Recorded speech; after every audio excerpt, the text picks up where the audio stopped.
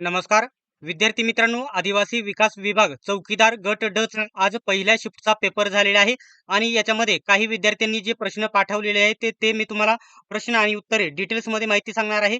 अशाच प्रकारचे व्हिडिओ बघत राहण्यासाठी अजूनही सबस्क्राईब केले नसेल तर सबस्क्राईब करा आणि बेल आयकॉनलाही ऑन करून घ्या. सर्व शिफ्टचे अशाच प्रकारचे प्रश्न तुम्हाला बघायला भेटणार आहेत आणि आदिवासी विकास विभागचा आपला जो स्पेशल टेलिग्राम ग्रुप आहे नक्की जॉईन करा. लिंक तुम्हाला डिस्क्रिप्शन मध्ये देत आहे. विद्यार्थी मित्रांनो, तुम्ही देखील फॉर्म भरला असेल तर खाली दिलेल्या नंबरवरती तुम्ही प्रश्न पाठवायचे आहे, जेणेकरून तुम्हाला स्पष्टीकरण देऊन मी प्रश्न सोडवून दाखवू शकतो. 9403 16 98 16 9403 16 98 16 या नंबरवरती आज ज्या विद्यार्थ्यांनी पेपर दिलेले आहे, जे प्रश्न लक्षात असतील त्यांनी नक्की पाठवायचे आहे, जेणेकरून सर्व विद्यार्थ्यांना मदत होईल. तर 28 जुलै फर्स्ट शिफ्टला या ठिकाणी हा विचारलेले प्रश्न आपण बघणार आहोत. ते प्रश्न बघण्याच्या अगोदर छोटीशी महत्वाची माहिती इथे मी तुम्हाला सांगणार आहे. आदिवासी विकास विभाग चौकीदार गट ड पदभरतीसाठी सर्वात बेस्ट पुस्तक या ठिकाणी स्मार्ट स्टडी नांदेड यांनी लॉन्च केलेलं आहे आणि महाराष्ट्रामध्ये एकमेव हे पुस्तक उपलब्ध आहे.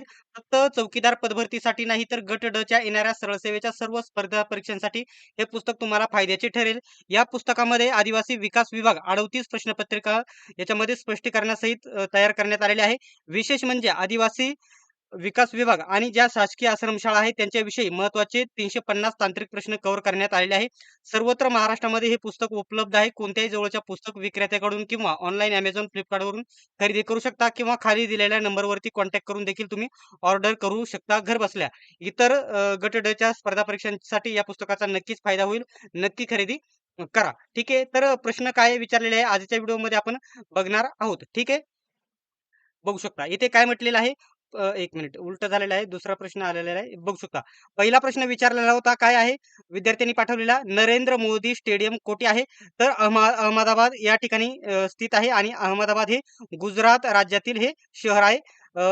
नरेंद्र मोदी हे स्टेडियम कुठे आहे? तर अहमदाबाद, गुजरात. ठीक आहे.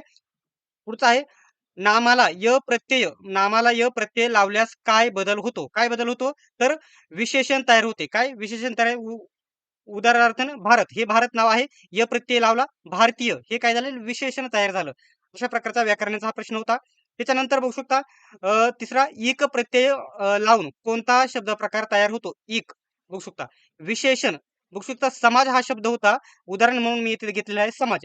समाज समाज इक. आता इथे काय म्हटलेलं आहे? इक हा प्रत्यय लागला. सामाजिक इक इक हा प्रत्यय लागला त्याचा सामाजिक असा शब्द तयार होतो. म्हणजे या ठिकाणी विशेषण तयार होते हे उत्तर होतं. ठीक आहे. इंग्लिशमध्ये या ठिकाणी फेथ बघू शकता. हा या ठिकाणी माझं इंग्लिश थोडं कमजोर आहे. इथं फेथ हा या ठिकाणी समानार्थी शब्द विचारला होता. त्याचं उत्तर बघू शकता. बिलीव्ह किंवा ट्रस्ट हा या ठिकाणी त्याचा समानार्थी शब्द होता. नेक्स्ट इथं जर बघितलं तर फेडरेशन हा शब्द दिला होता आणि याचा समानार्थी शब्द विचारलेला होता. त्याचं युनियन किंवा अलायन्स असा या ठिकाणी समानार्थी शब्द होत होता इंग्रजीमध्ये. असा प्रश्न विचारला होता. जे विद्यार्थ्यांनी पेपर दिलेले आहेत त्यांनी सर्वांनी प्रश्नोत्तरे पाठवायची आहेत. ठीक आहे. आता इथं बघू शकता रुक्सचा आवाज कसा आहे? रुक्स म्हणजे काय? तर बघू शकता इथं काव काव काव काव असा आवाज आहे. ठीक आहे. रुक्स. ठीक आहे. त्याच्यानंतर दवंडी पिटवणी हा वाक्प्रचार म्हणू शकता किंवा अर्थ तिथे विचारला होता. दवंडी पिटवणी म्हणजे काय? तर जाहीर घोषणा करणे किंवा सर्वांना सांगणे. आता तिथं कोणकोणते पर्याय होते? पर्याय विद्यार्थ्यांच्या लक्षात राहत नाही. दवंडी पिटवणी म्हणजे जाहीर करणे किंवा प्रसिद्धी करणे, सर्वांना इकडे-तिकडे सांगणे. ठीक आहे. नेक्स्ट प्रश्न 8वा होता. पोटात आग पडणे. पोटात आग पडणे काय होता? पोटात आग पडणे म्हणजे या ठिकाणी मत्सर वाटणे या ठिकाणी जळ जळफळाट होणे हा पर्याय तिथे असणार. माझ्या अंदाजे जळफळाट होणे हा पर्याय तिथे असणार. ठीक आहे. अशा प्रकारचा हा ॲपटेक कंपनीचा पॅटर्न आहे. ठीक आहे. आता पुढील प्रश्न बघण्या अगोदर सर्वांना विनंती आहे, सर्वांनी सबस्क्राईब करून घ्यायचं आहे. ठीक आहे. त्याच्यानंतर पुढील प्रश्न आहे. बघू शकता 9व्या क्रमांकाचा प्रश्न विचारला होता. हिंदू एक जगण्याची समृद्धी अडगळ. बघू शकता. हिंदू एक जगण्याची अडगळ हे पुस्तक कोणाचे आहे? तर भालचंद्र नेमाडे यांनी हे पुस्तक लिहिलेलं आहे. हिंदू एक जगण्याची अडगळ. ठीक आहे. त्याच्यानंतर बलुत कोणाचे आत्मचरित्र आहे? आता बलुत वगैरे आत्मचरित्र वगैरे आपण पाठ करायचे आहे, कारण याच्यावरती 2 प्रश्न विचारले आहे. पुस्तक आणि लेखक याच्यावरती. बलुत हे कोणाचं आहे? तर दया पवार यांनी हे लिहिलेलं आहे. ठीक आहे. द्राक्षांचा राजा कोणता? तर बघू शकता काय म्हणतात? Thompson seedless. इथं बघू शकता द्राक्षांचा राजा थॉम्सन सीडलेस. सीडलेस म्हणजे बिया नसलेल्या ज्या द्राक्षांमध्ये या ठिकाणी बिया नसतात त्यांना सीडलेस म्हणतात. ठीक आहे. आता दुसरा महत्त्वाचा प्रश्न आहे 12व्या क्रमांकाचा. भारत आणि पाकिस्तान T20 वर्ल्ड कप 2026चा सामना कुठे झाला? कुठे झालेला आहे तर बघू शकता आर प्रेमदासा स्टेडियम कोलंबो श्रीलंका येथे झालेला आहे भारतीय T20 वर्ल्ड कप 2026चा सामना. ठीक आहे. नेक्स्ट बघू शकता आत्मीय सभेची स्थापना कोणी केली? नेहमी स्पर्धा परीक्षेला रिपीट होणारा हा प्रश्न आहे. आत्मीय सभेची स्थापना कोणी केली? तर राजा राममोहन रॉय यांनी आत्मीय सभेची स्थापना केलेली आहे. IMP प्रश्न आहे. नेक्स्ट प्रश्न आहे येथे बघू शकता great barrier reef. Great barrier reef हा प्रश्न या ठिकाणी ग्रेट बॅरियर रीफ कुठे आहे? कुठे आहे तर ऑस्ट्रेलियाच्या ईशान्य किनाऱ्यावर कोरल या ठिकाणी कोरल समुद्रामध्ये ग्रेट बॅरियर रीफ स्थित आहे. ऑस्ट्रेलियाच्या ईशान्य किनाऱ्यावर कोरल समुद्रामध्ये ग्रेट बॅरियर रीफ स्थित आहे. ठीक आहे. नेक्स्ट प्रश्न आहे 15व्या क्रमांकाचा. बघू शकता काय आहे?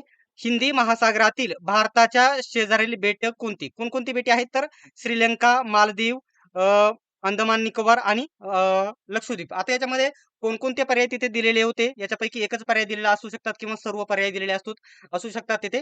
परंतु या ठिकाणी विद्यार्थ्यांच्या लक्षात राहत नाही प्रश्न साहजिकच आहे. ठीक आहे. मिनी घटना दुरुस्ती. कोणत्या घटना दुरुस्तीला मिनी घटना दुरुस्ती म्हणतात? तर प्रत्येक स्पर्धा परीक्षेला नेहमी रिपीट होणारा प्रश्न आहे. तर 42वी घटना दुरुस्ती जी आहे त्या घटना दुरुस्तीला मिनी घटना दुरुस्ती असे म्हटले जाते. ठीक आहे. त्याच्यानंतर ती कधी 1976 ला करण्यात आलेली होती ही 42वी घटना दुरुस्ती. ठीक आहे. नेक्स्ट प्रश्न आहे 1 फेब्रुवारी 2026 पर्यंत LICचे CEO कोण होते? कोण होते? तर सिद्धार्थ मोहंती या ठिकाणी 1 फेब्रुवारी 2026 पर्यंत LICचे CEO होते. म्हणजे CEO म्हणजे मुख्य कार्यकारी अधिकारी होते. ठीक आहे. तर विद्यार्थी मित्रांनो नेहमी प्रश्न घेऊन येत राहणार आहे त्याच्यामुळे सबस्क्राईब नक्की करून घ्या. बाकी इतर विषयांचे कोणते प्रश्न विचारला होता तर विद्यार्थ्यांनी पाठवले की आजचा सर्वसाधारण पेपर सोपा होता. इंग्लिशवर साहित्यिकवरती मराठीवरती साहित्यिकवरती प्रश्न होते.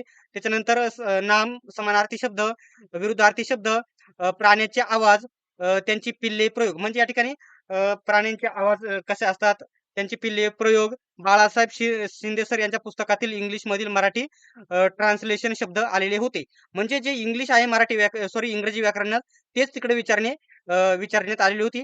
इंग्लिशमध्ये काय विचारण्यात चेंज द व्हॉइस विचारलं होतं. त्याच्यानंतर डेटिंग डायरेक्शन डायरेक्ट त्याच्यानंतर अरेस्टिव्ह सेंटेन्स विचारण्यात आलेले होतं.